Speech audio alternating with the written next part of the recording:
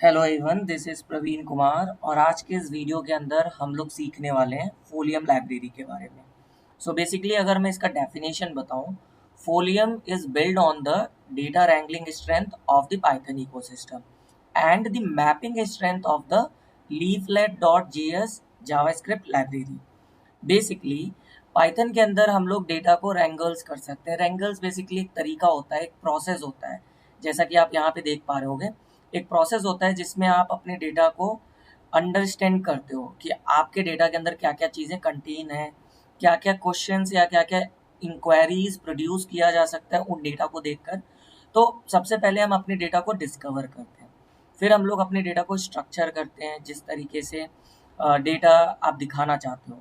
फिर आप डेटा को क्लीन करते हो, उसके अंदर कोई चीज़ें मिसिंग वैल्यूज़ है या कोई डुप्लीकेट है, कोई इररेलेवेंट डेटा है, तो आप उसको क्लीन करते हो। फिर आप उसको इनरिच करते हो। इनरिच का मतलब होता है कहीं कहीं पे ब्लैंक वैल्यूज़ है तो आप उसको फिल कर रहे हो, आप अपने डेटा को और ज़्यादा एक्सपेंड कर रहे हो उसकी एनालिसिस करके, तो इनरिच करते हैं। और उस इन सभी चीज़ों के बाद आप अपने डेटा को वैलिडेट करोगे कि जो आपने डेटा क्रिएट किया है क्या वो कंसिस्टेंट है कि नहीं है, उनकी क्वालिटी सही है कि नहीं है, तो वैलिडेट करते हैं। और इन सब चीज़ों को करने के बाद आप अपने डेटा को पब्लिश करते हैं। फिर प्लान करते हैं किस तरीके से आप अपने काम, अपना विजुअलाइजेशन उन डेटा से क्रिएट कर सकते हैं। सो फोलियम डेटा रैंगलिंग स्ट्रेंथ को यूज़ करता है पाइथन के, और मैपिंग स्ट्रेंथ यूज़ करता है leaflet dot J S library. Basically leaflet dot J S जो होता है एक जावास्क्रिप्ट लाइब्रेरी होता है जो कि आपके विजुअलाइजेशन के लिए बहुत इंपॉर्टेंट रोल प्ले करता है। आप मैप क्रिएट कर सकते हो, तो आप बेसिकली अपने डेटा को मैप में दिखा सकते हो। तो फोलियम बेसिकली इस तरीके की लाइब्रेरी होती है। और अगर हम बात करें बेसिकली कैसे आप करने वाले हो, पाइथन के अंदर हम लोग डेटा को मैनिपुलेट करते हैं। काफ़ी सारे लाइब्रेरीज होते हैं, नमपाई, पांडास। हम डेटा को मैनिपुलेट करेंगे, चेंजेस करेंगे और उसको विजुलाइज कर सकते हैं लीफलेट मैप पर बाय यूजिंग फोलियम मैप। तो कहीं ना कहीं ये बहुत सिंपल होता है, बहुत ईजी होता है, जिसकी तरीके से आप अपने डेटा को प्रॉपर तरीके से शो कर सकते हैं। अब जब भी हम अपने मैप में डेटा को शो कर रहे हैं तो हमारे पास कई तरीके के टाइल सेट होते हैं। टाइल सेट मतलब आपके पास थीम होता है, आपके पास ऑप्शंस होते हैं कि आप चाहो तो ओपन स्ट्रीट मैप लगा सकते हो, आप चाहो तो मैप बॉक्स लगा सकते हो, आप चाहो तो कॉटो डीबी लगा सकते हो। अलग अलग आपको थीम मिल जाते हैं। अब ये थीम कैसे यूज़ करना है, क्या इनका लुक होता है, ये सारी चीज़ें हम लोग आगे देखेंगे। तो बेसिकली फोलियम एक पाइथन की लाइब्रेरी होती है जिसका यूज़ हम लोग करते हैं अपने डेटा को मैप पर विजुलाइज करने के लिए। तो सबसे पहले फोलियम को हम लोग यूज़ करेंगे विजुअल स्टूडियो कोड के अंदर। मैंने विजुअल स्टूडियो कोड ओपन कर लिया है एंड देन मैं एक्सप्लोरर पे क्लिक करूँगा। यहाँ पर मैं अपना एक फ़ाइल क्रिएट करता हूँ, न्यू फाइल। एंड देन इस फाइल का नेम रखते हैं हम लोग new folium practice dot P Y, because Python का एक्सटेंशन जो होता है वो डॉट पी वाई होता है, तो मुझे ये यूज़ करना होगा डॉट पी वाई। एंटर। जैसे मैं एंटर करता हूँ यहाँ पर मेरा एक फाइल ओपन होकर आ चुका है। अब इसी के अंदर हम लोग अपना सबसे पहले फोलियम का एक मैप क्रिएट करने वाले हैं। और एक चीज़ और हमें ध्यान रखना है, जब आप फर्स्ट टाइम फोलियम यूज़ करने जा रहे हो तो आपको इसको कहीं ना कहीं इंस्टॉल भी करना होता है। इंस्टॉल करने के लिए आप टर्मिनल पे क्लिक करोगे एंड देन न्यू टर्मिनल पे क्लिक करोगे। आपको यहाँ पर कुछ कोड लिखने के लिए एक कंसोल आ जाता है, ये कंसोल ओपन हो जाता है। इस तरीके से आएगा, सी यूज़र एडमिनिस्ट्रेटर डेस्कटॉप, इस तरीके से लिख कर आएगा। मुझे यहाँ पे टाइप करना है पिप इंस्टॉल फोलियम। अगर आपका फर्स्ट टाइम फोलियम यूज़ कर रहे हो तो आपको ये इंस्टॉल करना होगा, और अगर आपने पहले से इंस्टॉल कर रखा है तो आप में ये ऑलरेडी सेटिस्फाइड करके लिख कर आएगा। जैसा कि मेरे लैपटॉप के अंदर ऑलरेडी ये इंस्टॉल्ड है तो ऑलरेडी सेटिस्फाइड लिख कर आने वाला है। आप चाहो तो इसको चेक कर सकते हो। आप एक कमांड लिखोगे पिप लिस्ट। पिप लिस्ट जब हम कमांड यूज़ करते हैं तो जितने भी लाइब्रेरीज आपके पूरे लैपटॉप के अंदर इंस्टॉल्ड है या सिस्टम के अंदर इंस्टॉल्ड है वो दिख जाते हैं। तो आप देखोगे यहाँ पर फोलियम ऑलरेडी इंस्टॉल्ड है, तो मेरे लैपटॉप के अंदर फोलियम ऑलरेडी इंस्टॉल्ड है। तो इस तरीके से हम लोग चेक कर सकते हैं और फोलियम इंस्टॉल कर सकते हैं। सो फोलियम ऑलरेडी इंस्टॉल्ड हो चुका है। अब हम लोग अब सबसे पहले अपना एक बेस मैप क्रिएट करेंगे। तो सबसे पहले मैं इंपोर्ट कर लेता हूँ, इंपोर्ट फोलियम एंड इसके बाद हम एक वेरिएबल क्रिएट कर रहे हैं m, जो कि हमारा मैप ऑब्जेक्ट क्रिएट करने वाला है, और इसी के अंदर हम लोग अपना सारा एट्रीब्यूट देने वाले हैं जो हम लोग मैप के अंदर यूज करेंगे। तो सबसे पहले हम m equal to folium dot dot map function use करेंगे। बेसिकली फोलियम लाइब्रेरी के अंदर मैप फंक्शन एक होता है, उसी को हम लोग यूज करेंगे। अब इसके अंदर हमारा जो सबसे पहला एट्रीब्यूट होगा लोकेशन। देखिए लोकेशन के अंदर आप इसको स्क्वायर ब्रैकेट के अंदर आपको दो चीजें देनी होंगी, latitude and longitude. Latitude and longitude basically हमारा कोई भी प्लेस होता है मैप पर, उसका पोजीशन डिफाइन करता है। अगर आपको लैटिट्यूड और लॉन्गिट्यूड नहीं पता है तो आप गूगल क्रोम ओपन करिएगा और lat.long.net एक वेबसाइट है, आप इसको ओपन करना। आपको कुछ समय के लिए फ्री मिल जाता है जिसमें आप किसी भी प्लेस का लैटिट्यूड एंड लॉन्गिट्यूड एंटर करके फाइंड कर सकते हैं।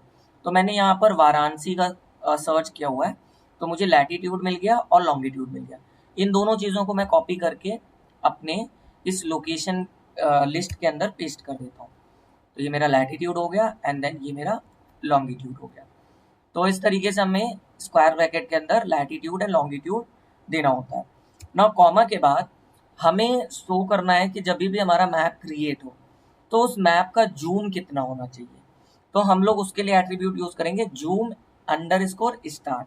जूम अंडर स्कोर स्टार्ट जो होता है, इसमें नंबर्स हम लोग देते हैं, जैसे मैं अभी के लिए 5 दे देता हूँ। तो स्टार्टिंग टाइम पर जूम मेरा जो रहेगा वो 5 पे रहने वाला है। एंड इन दोनों चीज़ों को करने के बाद मुझे m को कहीं ना कहीं शो करना है।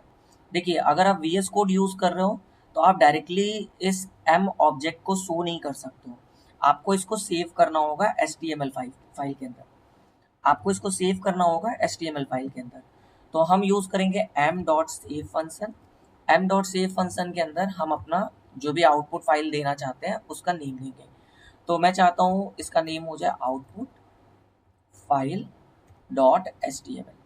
तो ये मैंने सिंगल कोड के अंदर लिखा हुआ है, और जैसे मैं इसको सेव करके रन क्लिक करता हूँ तो हमारी एक फाइल क्रिएट होगी आउटपुट फाइल डॉट HTML, और वो भी सेम लोकेशन पर जहाँ पर मेरा ये new folium practice file save है।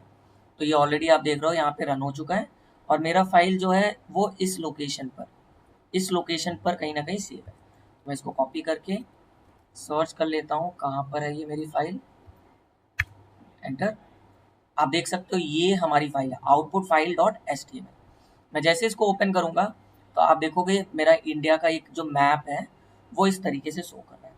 अगर मैंने यहाँ पे अभी जूम 5 दिया है, अगर मैं इसको 10 देता हूँ और सेव करके वापस से रन करता हूँ एंड ये मेरा कंप्लीट हो गया, एंड इसी ब्राउजर को मैं दोबारा रिफ्रेश कर देता हूँ तो आप देखो मेरा जूम थोड़ा सा बढ़ गया, मतलब और करीब से हम देख पा रहे हैं। तो बेसिकली स्टार्ट जूम जो होता है वो फिक्स तो नहीं रहेगा, आप चाहो तो स्क्रॉल करके इसको कम भी कर सकते हो, बट बाय डिफॉल्ट जो जूम रहता है स्टार्टिंग टाइम पर वो हम लोग जूम अंडरस्कोर स्टार्ट से डिफाइन करते हैं। जैसे मैंने यहाँ पे 3 दे दिया और सेव करके मैं वापस से रन करता हूँ तो ये मेरी फाइल वापस से सेव हो जाएगी, एंड देन रिफ्रेश करते हैं तो हमारा थोड़ा और दूर हो गया, इंडिया का जो लोकेशन है वो और थोड़ा दूर हो गया। सो इस तरीके से हम लोग VS कोड के अंदर अपना एक बेस मैप क्रिएट कर सकते हैं। सो हमारा ये जुपिटर नोटबुक ओपन हो चुका है। मैं फाइल में जाता हूँ और एक नया नोटबुक क्रिएट करता हूँ। तो मैंने एक नया नोटबुक यहाँ पर क्रिएट किया, एंड इस नोटबुक का मैं नेम रख देता हूँ folium practice, and then rename. And starting time पर हमें फोलियम को इस जुपिटर के अंदर भी इंस्टॉल करना होगा। तो हम होम के अंदर जाते हैं and then file new new, and यहाँ पर भी हमें एक ऑप्शन मिलता है टर्मिनल। टर्मिनल पर हम लोग जाकर कोई भी पैकेज इंस्टॉल कर सकते हैं, चेक कर सकते हैं, वो सारी चीज़ें हम लोग टर्मिनल के अंदर करने वाले हैं। तो सबसे पहले मैं पिप इंस्टॉल फोलियम कर देता हूँ। अगर ये इंस्टॉल होगा तो रिक्वायर्ड सेटिस्फाइड लिख कर आने वाला है, नहीं तो ये इंस्टॉल लेगा। तो मैंने ऑलरेडी इसको इंस्टॉल कर रखा हुआ है, और अगर आप चाहो तो चेक भी कर सकते हो पिप लिस्ट। सो पिप लिस्ट से जितनी भी लाइब्रेरीज होते हैं वो सारे आपको शो कर जाते हैं कि कौन कौन सी लाइब्रेरी यहाँ पर इंस्टॉल्ड है। तो फोलियम मेरा यहाँ पर भी इंस्टॉल्ड है, मैंने ऑलरेडी जुपिटर के अंदर भी इंस्टॉल करके रखा हुआ है। तो अब हम लोग चलते हैं यहाँ पर भी मैप क्रिएट करते हैं। तो मैं सिंपली इस कोड को कॉपी कर लेता हूँ यहाँ से उठाकर जुपिटर नोटबुक के अंदर। अब जुपिटर नोटबुक की खास बात यह है कि आपको फाइल को सेव करने की ज़रूरत नहीं है। आप सिंपली एम लिखकर शिफ्ट और एंटर प्रेस करते हैं या फिर आप रन पे क्लिक करते हैं, तो आपका कहीं ना कहीं इसी जगह पर मैप शो करेगा। So that's why I am preferring Jupiter for this tutorial. तो आप इजीली प्रैक्टिस कर सकते हो जुपिटर नोटबुक यूज़ करके। तो इस तरीके से हम लोग यहाँ पर अपना मैप देख सकते हैं। अगर मैं जूम अंडर स्कोर स्टार्ट को 5 कर देता हूँ एंड देन शिफ्ट और एंटर प्रेस करता हूँ, तो आप देखोगे थोड़ा सा जूम बढ़ चुका है। इस तरीके से आप चाहो तो स्क्रॉल करके भी और ज़्यादा चेंजेस कर सकते हो जूम के लिए। तो एक हमारा बेसिक मैप कहीं ना कहीं इस तरीके से क्रिएट हो चुका है। एंड आई होप आपको समझ में आया होगा कि folium dot map function use करके आप किस तरीके से अपना एक बेसिक मैप क्रिएट कर सकते हैं।